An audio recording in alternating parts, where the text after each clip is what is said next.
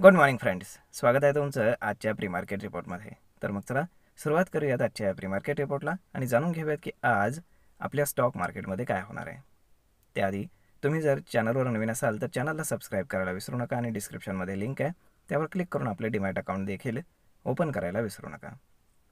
तर मग चला सुरुवात करूयात आजच्या या भागाला. मित्रांनो, आपण काल जर आपले ट्रेडिंग सेशन पाहिलं तर कालच्या ट्रेडिंग सेशनमध्ये एक डिफरन्स असा दिसतो की जगातले पूर्ण जे काही मार्केट्स आहेत तर ते ऑलमोस्ट ग्रीनमध्ये क्लोज होते. फक्त जपानचं मार्केट अगदी फ्लॅट क्लोज होतं, थोडंसं रेडमध्ये. परंतु पूर्ण जगामध्ये जवळजवळ मेजर जे काही इंडेक्स आहेत तर त्याच्यामध्ये आपलंच मार्केट काल पडलं होतं. त्यामुळे ना लोकल क्यू कुठला खराब होता ना ग्लोबल क्यू फार बॅड होते. कारण जर ग्लोबल क्यू फार इम्पॅक्ट करणारे असते तर जगातले बरेचसे जे काही मेजर इंडेक्सेस आहेत तर ते पडले असते. तर कुठलंच मार्केट पडलेलं नाही आहे. परंतु काल एक गोष्ट अशी झाली ती म्हणजेच की जे प्रोप्रायटरी ट्रेडर्स होते जे काल बुलिश होते तर त्यांनी एवढे जास्त कॉल ऑप्शन्स आता सेल केलेत की मार्केटला 24,800च्या वरती जाऊ देतील की नाही या एक्सपायरीपर्यंत याचीच आता शंका येऊ लागली. त्याचं कारण असं की काल 24,700 आणि 24,800वरती प्रचंड कॉल रायटिंग झालेलं आहे आणि FIs तर 82% मार्केटवरती शॉर्ट आहेत. म्हणजे जर मार्केट खाली आलं तर FIs आणि प्रोप्रायटरी ट्रेडर्स यांना फायदा होणार आहे. परंतु शुक्रवारी मॉनिटरी पॉलिसी आहे RBIची आणि तोपर्यंत मार्केट सरेंडर करेल अशी कुठलीही शक्यता सध्या तरी वाटत नाही. परंतु त्यासाठी आजचं ट्रेडिंग सेशन फार महत्त्वाचं आहे कारण काल मार्केट एकदम रॉक बॉटमच्या आसपास बंद झालेलं आहे. म्हणजेच काय की 24,500 हा जो सपोर्ट आहे हा पुन्हा एकदा टेस्ट होतोय आणि जर इथनं मार्केटनं बाउन्स बॅक केलं तर आपल्याला 24,750च्या आसपास आणि 800च्या झोनमध्ये आपल्याला मार्केट गेलेलं पाहायला मिळेल. आणि मे बी तिथे आसपास म्हणजे आत्ता जर बाउन्स बॅक केलं मार्केटनं तर एक्सपायरी 24,700 ते 24,800 याच्या दरम्यान कुठेतरी केली जाऊ शकते किंवा होऊ शकते. ओके, आता हे झालं कालचं आपलं मार्केट. परंतु काल रात्री US मार्केटमध्ये काय झालं तर US मार्केट हे निगेटिव्ह ओपन झालं होतं परंतु क्लोज होताना मात्र ग्रीनमध्ये क्लोज झालं आणि ऑलमोस्ट 0.5% वरतीच सगळे इंडेक्सेस तिथे क्लोज झालेत.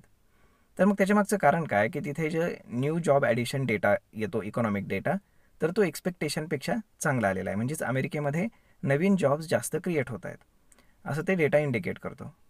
त्यामुळे ती गोष्ट पुन्हा इकॉनॉमीसाठी बूस्ट देणारी आहे आणि त्यामुळे तिथे मार्केट जे आहे पॉझिटिव्ह क्लोज झाले.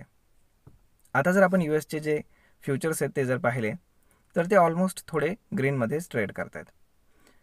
आता आपल्याकडे जो लोकल ट्रिगर आहे तर तो आहे शुक्रवारी RBIची पॉलिसी आणि त्याच्यामध्ये मोस्ट ऑफ द जे ॲनालिस्ट आहेत तर ते एक्सपेक्ट करत आहेत की 25 बेसिस पॉईंट किंवा 50 बेसिस पॉईंट रेट कट होऊ शकतो.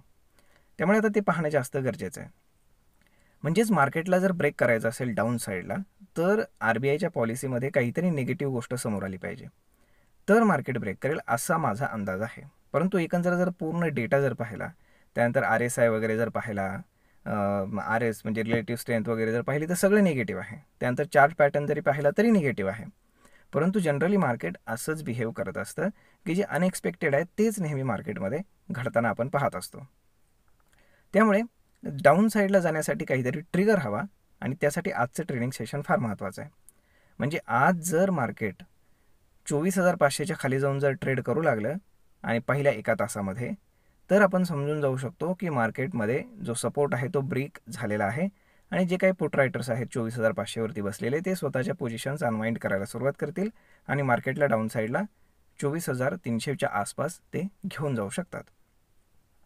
आता जर आपण बाकीच्या जर गोष्टी पाहिल्या, ग्लोबल क्यूज वगैरे जर पाहिले तर सध्या सगळे आपण काय म्हणू शकतो न्यूट्रल आहेत. फार काही काळजी करण्यासारखं सध्या तरी नाही आहे. जर आपण आता आपले जे ADRs आहेत US मध्ये काम करणारे तर त्याच्यामध्ये जे काही टेक्नॉलॉजी ADRs आहेत लाईक इन्फोसिस वगैरे ते थोडेसे रेडमध्ये क्लोज आहेत आणि बँकिंग ADRs जे आहेत तर ते थोडेसे ग्रीनमध्ये क्लोज आहेत.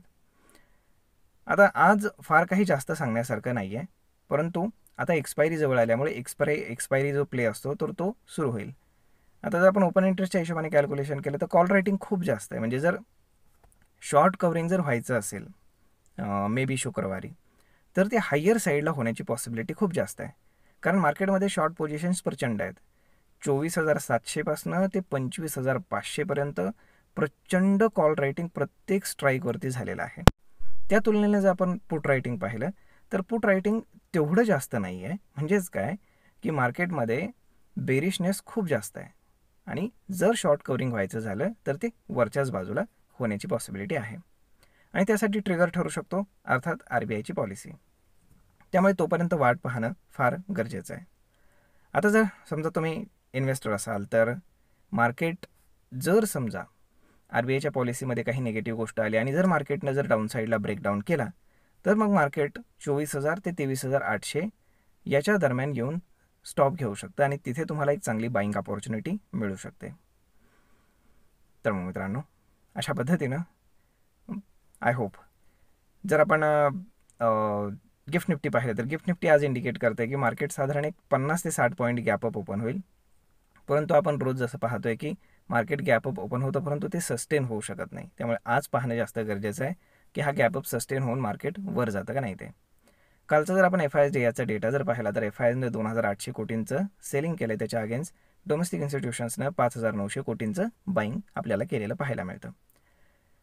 तर मग आता FIS सेल करतायत प्लस ते मार्केटमध्ये शॉर्ट पोझिशन्स ऑलमोस्ट 82% पर्यंत घेऊन गेलेत आणि त्यांच्या जोडीला जे प्रोप्रायटरी ट्रेडर्स आहेत तर जे कालपर्यंत बुलिश होते मार्केटमध्ये ते आज बेरिश टर्न झालेले आहेत आणि काल खूप जास्त कॉल रायटिंग त्यांनी सुद्धा केलेलं आपल्याला पाहायला मिळतं.